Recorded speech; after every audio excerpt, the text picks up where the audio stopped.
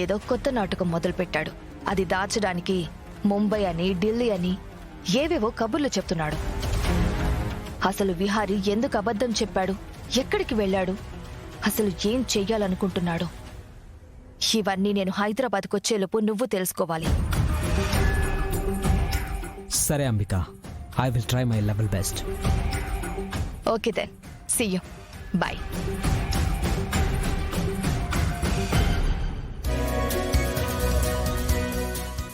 వెళ్దామా?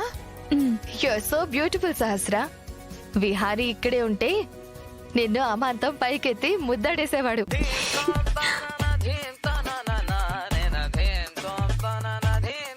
బావ కూడా ఇక్కడుంటే బాగుండేది కదా.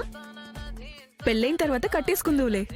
అప్పుడు ఎలాగో నాతోనే ఉంటాడు, కానీ ఇలా సరదాగా బయటకు వచ్చినప్పుడైనా బావ నాతో ఉంటే బాగుండేది. అసలు ఇక్కడికి వచ్చేటప్పుడే తనని తీసుకుని వచ్చేయాల్సింది కదా. నీ మీద ప్రేమ ఎక్కువైతే నేరుగా ఈ ఊరే వచ్చేస్తాడేమో, ఎవరికి తెలుసు. బావా బావా అని తెగ కలవరిస్తున్నావు. సరే సరే, పదండి గుడికెళ్దాం.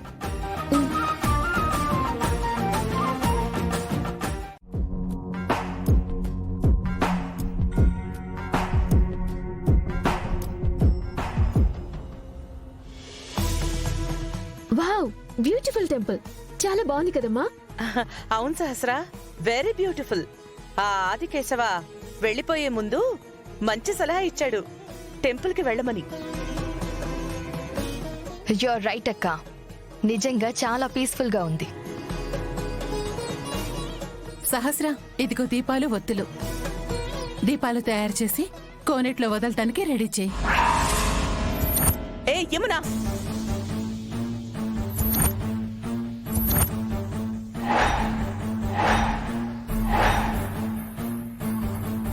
నీకేమైనా పిచ్చా? మంచి చెడు తప్పు ఒప్పు అనేవి నీకేమి ఉండవా?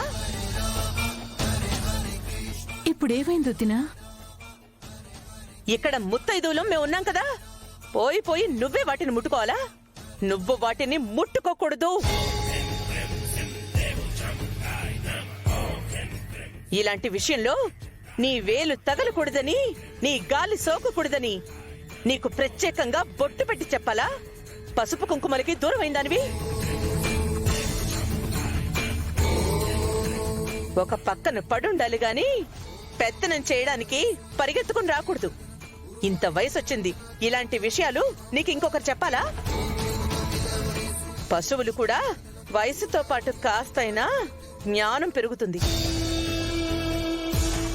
ఇంత వయసొచ్చినా కాస్త బుద్ధి జ్ఞానం రాలేదంటే నువ్వు ఏ జాతికి చెందిన దానివో నాకు అర్థం కావడం లేదు. అక్క, వదిన పొరపాటున అవి పట్టుకుంది. దానికే ఇంత పెద్ద పెద్ద నిందలు వేయడం అవసరం లేదు. ఇంత పచ్చిగా తిట్టాల్సిన అవసరం లేదు. నువ్వు ఆగు వసుధా.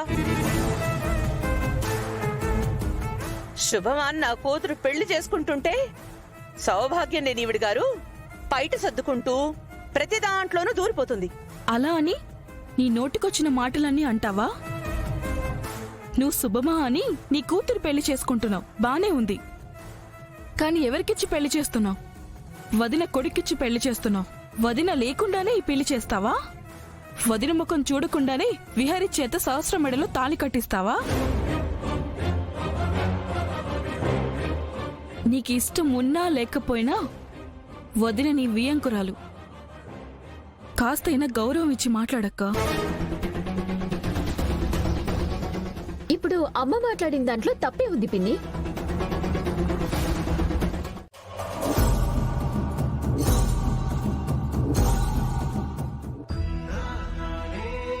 అందరూ తమ జీవితం గురించే ఆలోచిస్తారు, కానీ ఆదికేశవ మాత్రం కూతురి జీవితమే తన జీవితం అన్నట్టు బ్రతికాడు. దేవుడి దగ్గర దీపం పెట్టినట్టు నా కూతుర్ని విహారీ చేతిలో పెట్టాను. దేవుడి దగ్గర దీపం ఎంత పదిలంగా ఉంటుందో నా కూతురి భవిష్యత్తు కూడా అంతలా వెలిగిపోతుందని రోజుకొకసారైనా మాతో చెప్పి మురిసిపోయేవాడు. ఆయన 10 మందికి మంచి చేసే రకం కాబట్టే మీలాంటి గొప్ప అల్లుడు ఆయనకు దొరికాడు. అల్లుడు గారు, ఏంటి ఏదో పరధ్యానంలో ఉన్నట్టున్నారు? ఏం లేదు మావయ్య. రండి కూర్చోండి. రండి బావగారు, రండి కూర్చోండి.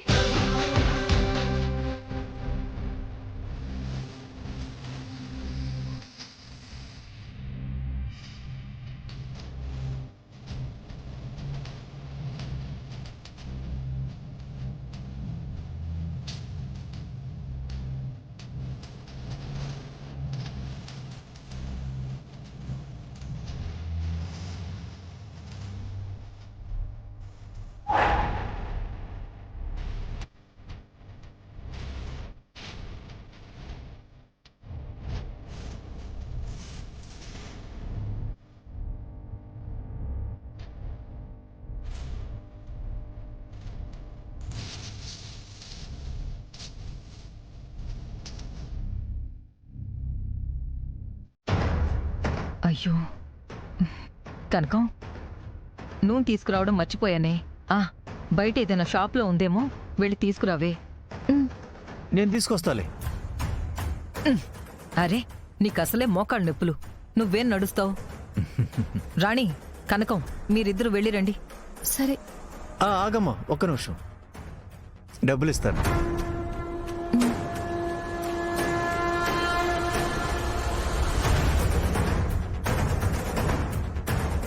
సహస్ర, అభిషేకానికి పాలు తీసుకురావడం మర్చిపోయాను. నువ్వు అంబిక వెళ్ళి తీసుకురండి. అలాగే. ఓకే. తీసుకోమ్మా. పద. జాగ్రత్త అమ్మా. సరే నాన్న. తొందరగా రండి.